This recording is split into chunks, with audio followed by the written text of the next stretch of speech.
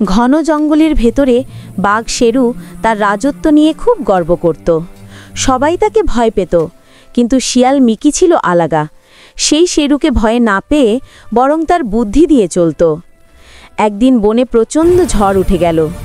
সব প্রাণী গাছের নিচে লুকালেও শেরু গর্জন করে বলল, আমি জঙ্গলের রাজা, ঝড় আমাকে কিছুই করতে পারবে না।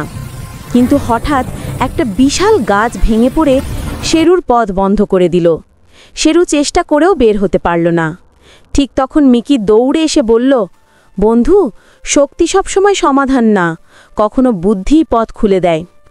মিকি চারদিকে দেখে ছোট ছোট ডালপালা সরিয়ে লতা কেটে একটা সরু রাস্তা বানাতে শুরু করল। শেরু তার শক্তিতে বড় কাঠ সরিয়ে সাহায্য করল।